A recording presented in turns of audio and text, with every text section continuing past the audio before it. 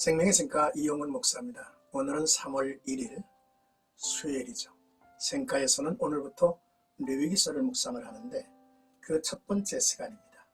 1장 1절에서 17절까지 불살라 드릴 예물, 번제라고 하는 주제입니다.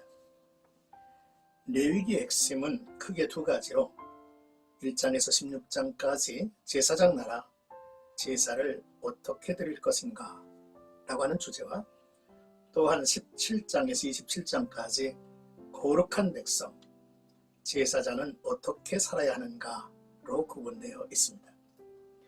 다시 말해서 레위기는 예배와 삶을 위한 집진서이죠. 그래서 거룩한 예배, 거룩한 삶이라고 하는 주제인 것입니다. 1장은 모든 제사의 핵심인 번제에 관한 교훈이죠.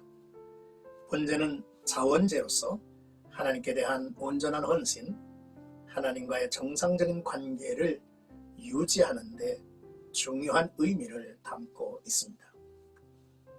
먼저 1절에서 9절까지는 불살라 번제로 드릴지니라 라는 내용입니다. 하나님은 거룩하시기에 우리가 하나님께 나아가기 위해서는 반드시 거룩해야 하죠. 사람은 스스로 거룩할 수 없으니 대속물이 필요했습니다.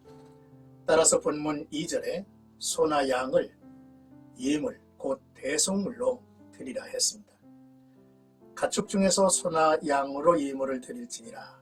그 예물이 소의 번제이면 흠 없는 수컷으로 드리라 했죠. 번제는 불태우는 제사라는 뜻으로 헌제자가 동물의 머리에 손을 얹어 안수함으로 시작이 되죠. 이렇게 함으로써 사람의 죄가 동물의 전가가 되고 동물은 사람의 죄를 대신해서 죽음을 이제 우리에게 보여주고 있습니다. 그 결과 헌제자가 직접 죽임을 당치 않고 희생제물의 죽음을 통해서 대신 속죄함을 받을 수 있다는 의미입니다. 이 안수의 의식은 화목제, 속죄제, 대제사장의 위임식, 대속제일 등 주요 제사에는 빠짐이 없이 행해졌습니다. 한편 유대 전승에 의하면 안수 시 헌제자는 제물의 양뿔 사이에 손을 얹고 있는 힘을 다해 눌렀다고 전합니다. 헌제자는 하나님 앞으로 다가가기 위해서 죄로 죽을 수밖에 없는 자신을 대신해서 죄를 짊어지고 갈 동물이 필요했고 그 동물에 안수하여 죄를 전가했습니다. 안수할 때에는 헌제자는 죄를 고백하는 일을 하죠.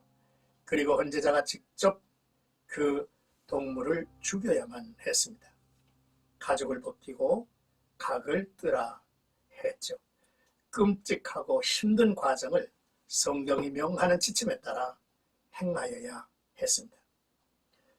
그래서 헌제자는 자기가 끌고 와서 안수한 동물을 죽임으로 자기가 어떻게 죽임을 당해야 할 죄인임을 스스로 체험하게 한 것입니다.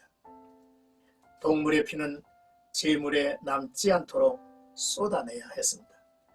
제물을 죽이는 일을 헌제자가 했다면 이제 중보자인 제사장에 의해서 그 피를 제단 사면에 뿌리는 일과 제물을 제단 위에 올려놓고 불살라 번제하는 일은 제사장의 몫이었습니다.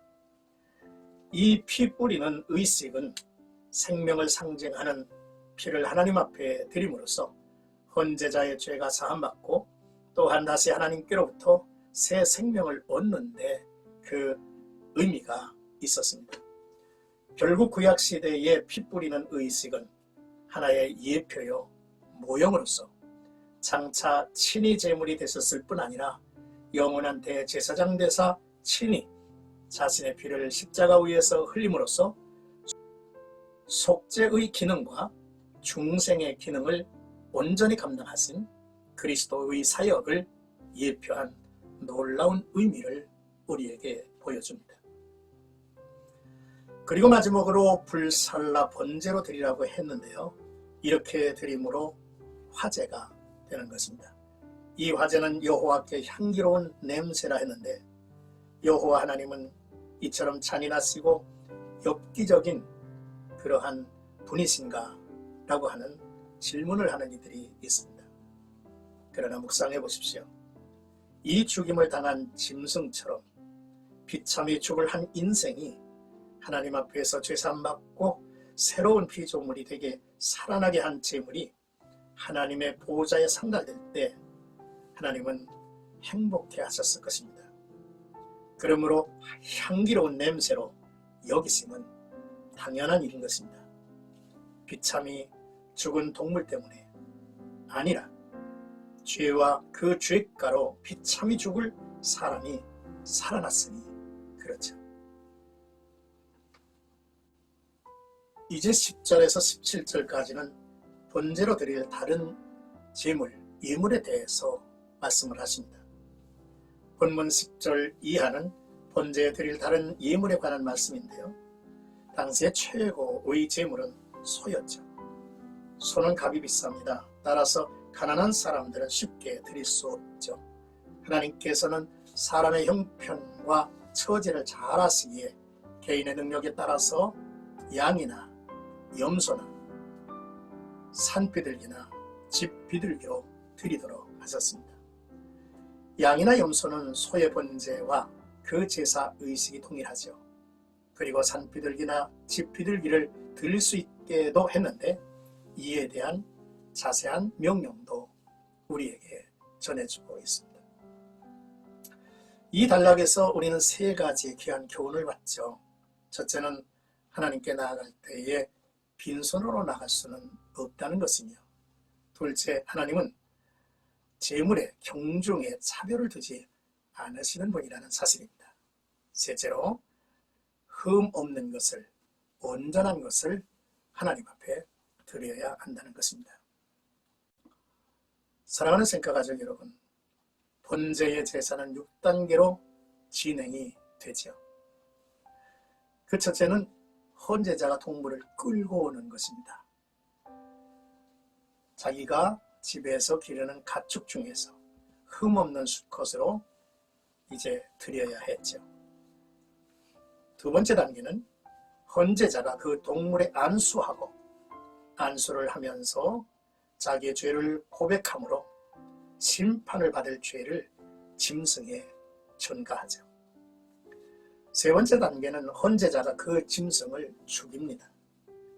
헌제자에게 주어진 칼로 미간이나 혹은 동맥이나 심장을 찌르도록 했습니다. 힘들고 끔찍한 작업이며 죽어가는 짐승의 비참함을 경험하게 한 것이지요. 그리고 피 한 방울도 남기지 않고 다 쏟게 했습니다. 네 번째 단계는 헌제자는 가죽을 벗기고 마디마디 각을 떴습니다. 이제 남은 여섯 번째 단계는 제사장의 역할이죠. 제단 사방에 피를 뿌립니다. 그리고 끝으로 제물을 제단에 올려놓고 불사르죠. 이렇게 드린 제사를 우리는 화제라 말하고 있습니다.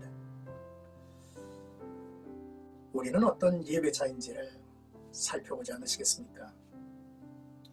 번제단에 드려진 짐승의 제물이 될 수밖에 없던 우리가 이제 죄사함 받고 구원받아서 십자가 앞에 무릎을 꿇습니다.